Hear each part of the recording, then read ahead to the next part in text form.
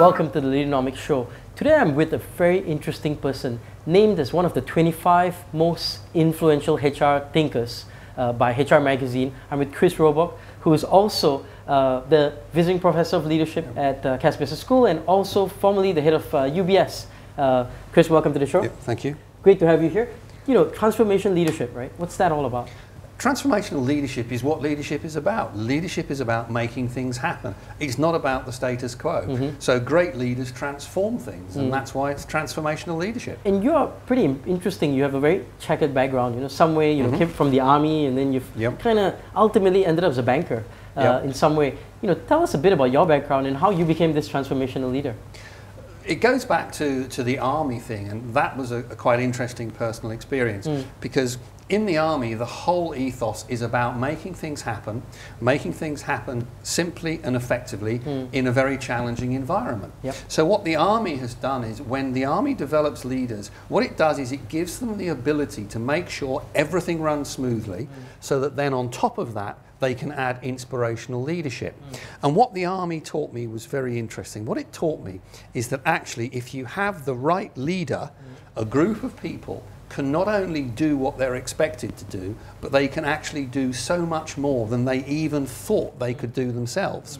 And that's what inspirational leadership is about. And that experience in the army taught me that if that's possible there in the army, why should that not be possible outside in commercial organizations where people are exactly the same?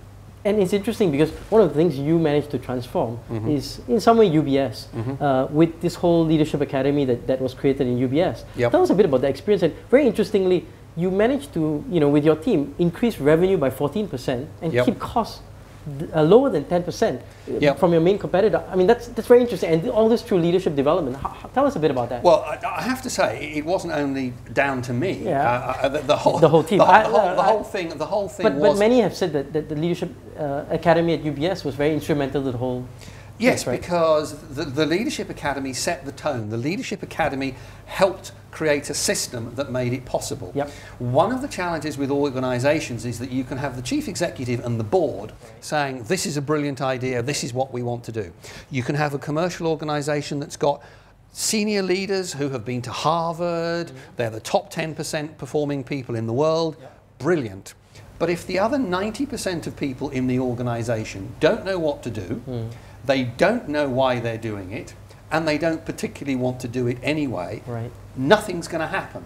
So the secret of what was done at UBS was really about how you take the enthusiasm and the clarity of objective from the people at the top and get everybody else on board as well.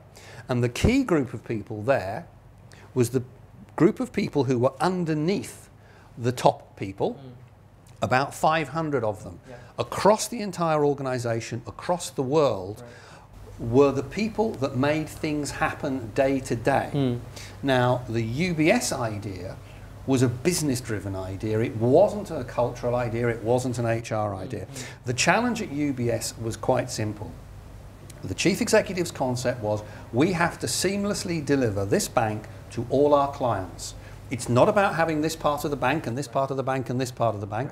We have to pull it together so that each client is able to access every part of the bank without a problem, that the quality of customer service is world class, that the quality of the products is world class, and we have to do that in an integrated way. And that's what the title of the Harvard case study is. UBS aligning the integrated firm. And that's exactly what we had to do. But many organisations try and do that and they view it as a process, nothing more than a pure process. So they'll put a transformation team in place, they'll do a big project plan and all that sort of stuff. But that doesn't make it work. So what does? People. You can have the best plan in the world, but if the people don't really want to make it happen, if the people aren't committed to the idea. How do you make them want to make it happen? Well, that's the art of good leadership. The art of good leadership is making people want to do something. If you look at research from the Corporate Leadership Council that's recently come out, what is really interesting is, for example, the decision of an employee to give high performance. Everybody thinks if you present a logical business case to the employee, they'll be happy. Wrong. The the Corporate Leadership Council figures suggest that the decision to give high performance is 57% rational and 43% emotional. Okay. Therefore, what you're saying is that nearly half the decision of an employee to go along with what the line manager wants or with what the organisation wants is emotional. The other thing is that actually out of that emotional element, 80% of it is down to the line manager. Not to the chief executive, not to the board, it's down to the individual's line manager. That goes back to my earlier point, which is you can have the people at the top who want to do it. You can have their direct reports who want to do it. But unless your boss wants to do it, you're not going to be motivated to make it happen either. That's the core problem. Now at UBS, the other issue was there is a challenge about how people think about what they should be doing. If you take your normal employee, they are sitting there and they are saying, okay, so the chief executive says we should be doing this. They're saying, my boss says we should be doing this.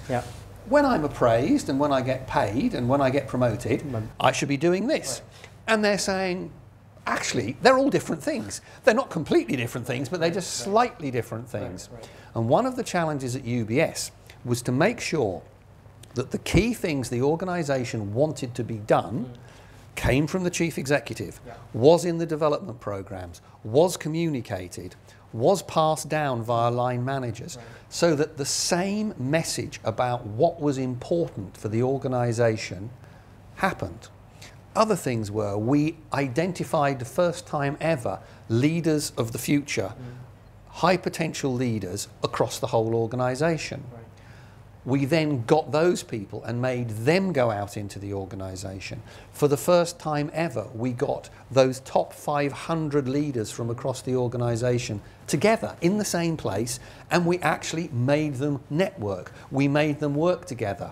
The objective was, if you're going to have a leadership team where at the top of the organisation people transfer business, people are entrepreneurial, people talk to each other, people leverage the network, they need to know each other, they need to talk to each other. So all of those are examples of mechanisms that we put in place to make the people side of the transformation work, because the business side of the transformation had its business driver. To make the people side work, you have to have a people driver. Interesting. And you know, you're interesting in the sense that you have a corporate background, and also now, you know, as a professor, an academic piece. And many people say that leadership in the academia world is kind of divorced from the reality of practical leadership in the business world. And I think you're, you know, in one of your books, Hands-on Leadership, you kind of imply that too. What are your thoughts on that, and what do you think we should do in terms of, you know, in the corporate world? I know we still need academia to give us models and so on, but how do we bridge this divide? There is a problem. One of the things about the academic world is that you can't say the same thing as other people said before. You have to say something new. If you look at the study of anything, the academics want to get it more and more and more accurate. To get it more and more accurate, you have to have more and more factors in the equation to make the result accurate. The problem with that is, whilst that produces a more accurate academic result, it means that the process by which you get the answer becomes more complicated. Leaders in organisations don't want complicated things. If the army taught me anything, it's you have to keep it simple. Because every single time you introduce another step or another complication, you are making it less simple and you are increasing risk.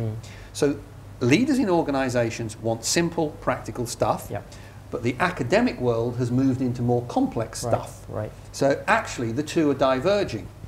If you look at John Adair's leadership model from the 60s, which interestingly was put together for the Royal Military Academy Sandhurst, and is absolutely simple, that leadership model is still being used by the Royal Military Academy Sandhurst even now. So warfare has moved on in terms of it's no longer Warsaw Pact, it's now terrorism or whatever. But the core model of leadership is the same. But if you look at the academic world, numerous generations of models of leadership. And reiterations of it. and that's it. And it's really about the real world needs real hands-on practical leadership. The academic world doesn't do that. And one of the things I try and do is bridge that gap to make sure that the academic world understands what the real world needs. And so what's your take on leadership? I mean, if I'm a young person just graduating from university, I want to become a leader. What are some tips or steps I need to take, initially at least? The most important thing is exactly what I've said. People and process. It's in keeping it simple. As John Adair said, you need to do the task, but you also need to think about the team and the individuals on the team. An exercise I do many, many times a year is I ask senior people and junior people to think about the best boss they've ever had. Okay. And when they do that, irrespective of whether they are the board of a big company or first line managers, what they do is they come up with a list of things that made that person get super performance from them. And the interesting thing is, when you look down that list of things, only about 20% of them relate to the task. The other 80% relate to the relationship, the people side of things, the relationship between the line manager and the individual. That's the bit to concentrate on. So actually, yes, you need to do the job, but never forget that the reason you're a leader and the reason the job gets done is that you have a team, and that team needs to be managed and led, and that team is made up of individuals, and you need to treat those people as individuals. I've a couple of your articles say that many companies are underperforming in the sense that 15 to 20%, they could raise the bar in 15-20%. Yeah. Is that part of the reason? Yes, absolutely. If you look at this concept of discretionary effort, what discretionary effort is, it's effort that employees could give if they wanted to, but you can't tell they're not giving it. So somebody could come out in your appraisal system as being a satisfactory performer, but they could be withholding 30% extra effort. What we know from all the figures is that to get that extra 30% effort, there are certain things that you can do. And most of those things are really, really simple. They are things that do not cost the organization any money at all, and they are things that you as a leader could do, and as a new leader you should do from the beginning.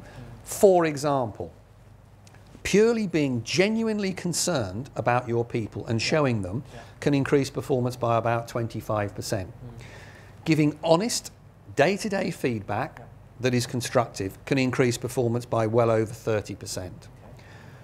Giving people development plans that you support and make happen, that is nearly 50%. By telling people how their job fits into the bigger picture, that's 30%. So there are some really, really practical, simple things the junior leader can do from day one, and doing it from day one is important, because you then get it into a habit. And that's absolutely right. There are too many leaders in organisations at senior level who are not doing these things. That's not necessarily their fault. It's because no one has ever told them they should be doing it, and no one has ever given them the opportunity. So my advice to new leaders coming out is, you need to know that it's the simple day-to-day stuff that makes the real difference on the performance of your team, and that you can do that, and you can do it from the beginning. And to be honest, you don't actually need to go on an MBA or any complex management qualification to do it. Because the weird thing is, what your people want from you is exactly the same as what you would like to have from your boss. Fabulous. One final question. If I'm a CEO of a company, what 1-2 pieces of nuggets of wisdom that you would offer me with regards to HR or, people matters?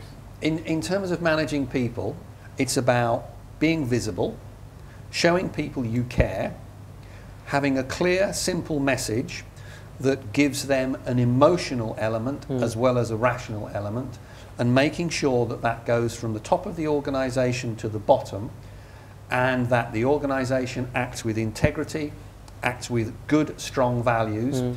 You hold all your leaders to account, and any of those leaders that you have in your organisation that does not keep to those values, you need to get rid of. Because never forget, You are always setting an example from your behaviour, and people will be watching what you do. And unless you act in a way that you expect everyone else to act, they will not follow you. Fabulous. I've been Chris Roebuck here on the Leaderonomics show. Chris, thanks again for being on our show. My pleasure.